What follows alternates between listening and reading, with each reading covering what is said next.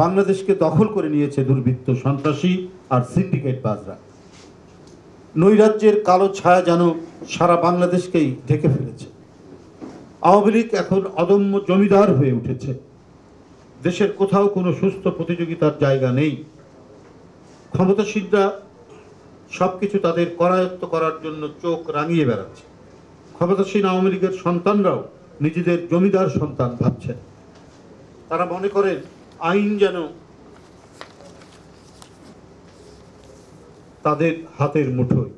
ঈদের দিন রাতে বগুড়ায় আওয়ামী লীগ নেতার প্রবাসী মেয়ের গাড়ির সাথে একটি বাইকের ধাক্কা লাগায় দুইজন বাইক আরোহীকে বাসা থেকে ডেকে নিয়ে এসে আওয়ামী লীগ নেতার লোকজনেরা কুপিয়ে ও গুলি করে হত্যা করে। ঈদের আনন্দ উৎসবকেও বাকশালীকরণ করা হয়েছে। ঈদের দিন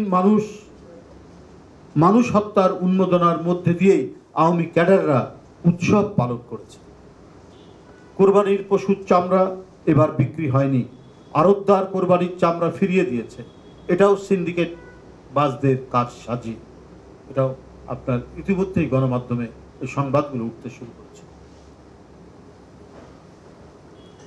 গরিবের হককে বঞ্চিত করে একচেটিয়াকরণ করার জন্যই দেশের কোরবানির চামড়া সিন্ডিকেটওয়ালারা কৌশলে মূল্যহীন করেছে। প্রশাসনের নির্ধারিত দামেও চামড়া কেনেনি আড়তদাররা। কোরবানির চামড়া বিক্রি করতে না পেরে অনেকে মাটির নিচে পুঁতে রেখেছে।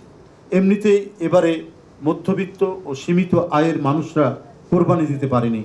সরকারি হিসেবে অবিকৃত থেকেছে 25,81,000 গবাদি পশু। বাস্তবের সংখ্যা আরও অনেক বেশি। এরপরেও চামড়ার দাম নিয়ে এহেন নৈরাজ্য কেবলমাত্র শেখ হাসিনার শাসনেই সম্ভব। কারণ মানুষ বেঁচে থাকার সব অবলম্বনকেই এরা নিরুদ্দেশ করে দিতে চায়। যে দেশে সবজি, সালাদ, শুটকিতে মানবদেহের ক্ষতিকারক কীটনাশকের সন্ধান পাওয়া যায়, সে দেশের সরকার যে গণবিরোধী সিন্ডিকেট বাজদেরই সরকার, তার বলার অপেক্ষা রাখে না।